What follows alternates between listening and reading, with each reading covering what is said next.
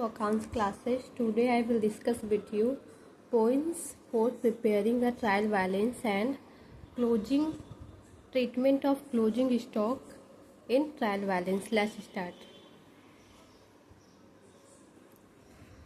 The under mentioned points we noted for preparing a trial balance. पहला देखते हैं.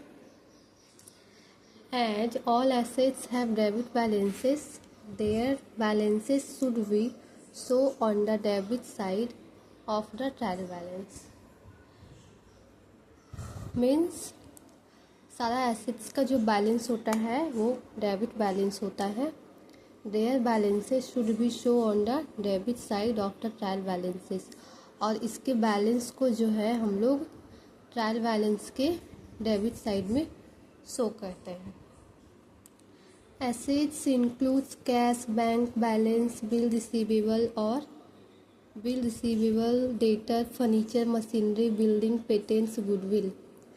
Assets जो है वो सम्मिलित करता है cash, bank balance, bill receivable और bills receivable, debtor, furniture, machinery, building, patents, goodwill. इस सारे को जो है एसेट्स में इंक्लूड किया जाता है. फिर से एक बार देख ले रहे हैं. Assets include cash, bank balance, bill receivable, debtor, furniture, machinery, building, patents, goodwill. ये सारे जो है वो एसेट्स के अंदर आते हैं. नेक्स्ट देखते हैं. ये सारे पॉइंट्स को ध्यान से देखिएगा. इसको समझ लेने के बाद जो है ट्रायल बैलेंस बनाने में कभी भी दिक्कत नहीं होगा. As all liabilities have credit balances, their balances should be show on the credit side of the trial balance. Liability include bank overdraft, bills payable और क्रेडिटर्स. जैसा कि सारा लायबिलिटी जो होता है वो क्रेडिट बैलेंसेस होता है उसका. Their balances should be show on the credit side of the trial balance.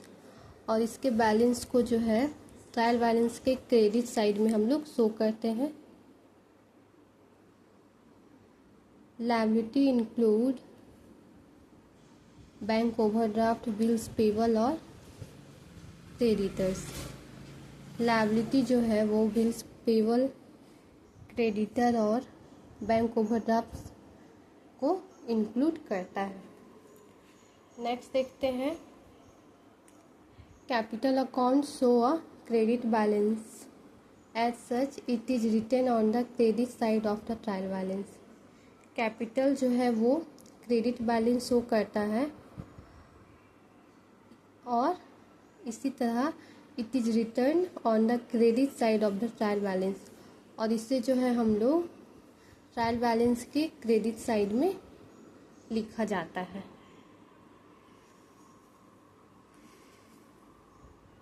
Next देखते हैं. Drawing account show a debit balance. As such it is written on the debit side of the trial balance. Drawing account जो है वो debit balance show करता है और as such इसी तरह it is written on the debit side of the trial balance. और इसे ट्रायल बैलेंस के डेबिट साइड में लिखा जाता है. नेक्स्ट देखते हैं. Purchase account always show a debit balance. Purchase account जो है हमेशा डेबिट बैलेंस शो करता है. Sales account always show a credit balance. Sales account जो है वो हमेशा क्रेडिट बैलेंस शो करता है, इसलिए हम लोग सेल्स अकाउंट को हमेशा क्रेडिट में दिखाते हैं. Purchase return account always show a credit balance. Purchase return account जो है वो हमेशा क्रेडिट बैलेंस शो करता है, इसलिए हम लोग परचेज रिटर्न का अकाउंट बनाए थे तो इसको क्रेडिट साइड में ही दिखाए थे. Sales return account always show a debit balance. Sales return accounts जो है वो हमेशा डेबिट बैलेंस शो करता है. Sales account credit balance show करता है, इसका अपोजिट सेल्स रिटर्न अकाउंट हमेशा डेबिट बैलेंस शो करता है. सेल्स अकाउंट को याद रखिएगा तो इसका अपोजिट कर लीजिएगा, तो सेल्स रिटर्न जो है वो भी याद रहेगा। नेक्स्ट देखते हैं, all expenses and losses show debit balances, as such they should be written on the debit side of the trial balance. सारा एक्सपेंसेस और लॉस जो है वो डेबिट बैलेंस शो करता है।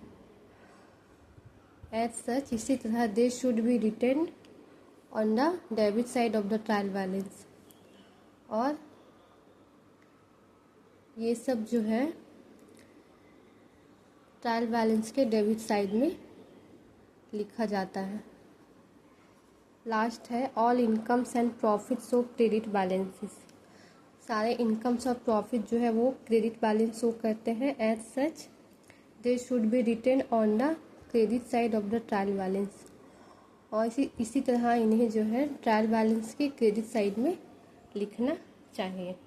तो ये सारा हमारा पॉइंट्स इम्पॉर्टेंट था ट्रायल बैलेंस को समझने के लिए। ये सारा पॉइंट अगर ध्यान में रखेंगे तो ट्रायल बैलेंस बनाने में कभी भी कोई इशू नहीं आएगा। ओके,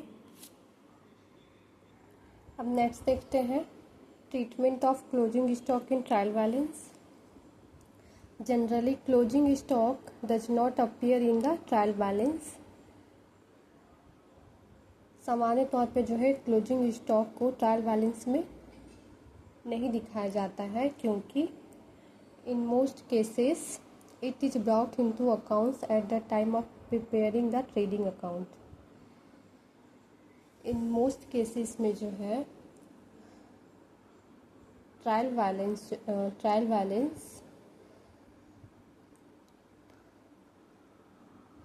प्रिपेयरिंग जब हम लोग करते हैं तो क्लोजिंग स्टॉक को हम लोग ट्रेडिंग अकाउंट को बनाने के समय जो है अकाउंट्स में लाते हैं। However, in the following cases, closing stock will appear in the trial balance. फिर भी इन फॉलोइंग केसेस, कुछ केसेस में जो है क्लोजिंग स्टॉक को ट्रायल बैलेंस में दिखाया जाता है। तो चलिए देखते हैं किस सिचुएशन में जो है ट्रायल बैलेंस को, क्लोजिंग स्टॉक को ट्रायल बैलेंस में लाया जाता है। पहला देखते हैं, if before preparing the trial balance closing stock is brought into accounts bye adjusting it against purchases by the entry.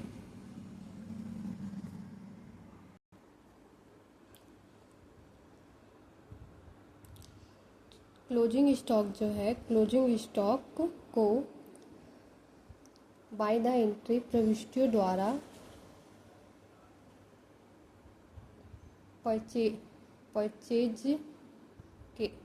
Purchase खाते के परचेजेज के द्वारा परचेजेज के विरुद्ध जो है प्रविष्टियों द्वारा जो है समायोजित करके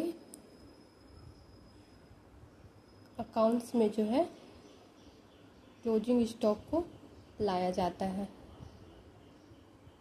फिर से देख लेते हैं, if before preparing the trial balance closing stock is brought into accounts bye adjusting it against purchases by the entry.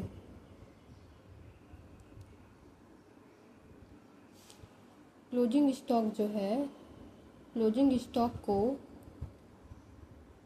प्रविष्टियों द्वारा यानी एंट्री द्वारा जो है परचेजेज के खाते के विरुद्ध समायोजित करके अकाउंट्स में लाया जाता है। तो इसका एंट्री उस समय होता है closing stock account to purchases account, closing stock account debit to purchases account. हमेशा जो है क्लोजिंग स्टॉक को ट्रायल बैलेंस में नहीं लाया जाता है। कुछ केस है, इन मोस्ट केसेस जब है तो क्लोजिंग स्टॉक को ट्रायल बैलेंस में लाया जाता है प्रविष्टियों के द्वारा परचेजेज के विरुद्ध इट अगेंस्ट परचेजेज के विरुद्ध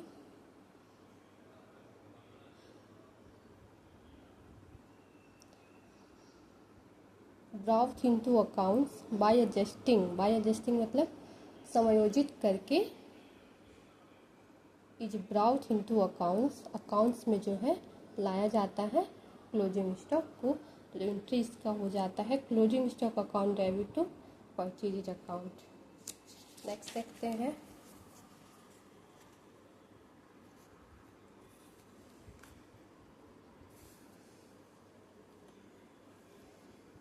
दूसरा है in case a trial balance is prepared after preparing the trading accounts. यदि ट्रायल बैलेंस जो है ट्रेडिंग अकाउंट्स के बाद बनाया जाता है, तो इस केस में जो है हम लोग क्लोजिंग स्टॉक ट्रायल बैलेंस में लेकर आते हैं। और लास्ट है in case a trial balance is prepared after passing adjustment entries. यदि एडजस्टमेंट एंट्रीज पास करने के बाद जो है अगर ट्रायल बैलेंस तैयार किया जाता है, तब हम लोग जो है क्लोजिंग स्टॉक को ट्रायल बैलेंस में लेकर आते हैं।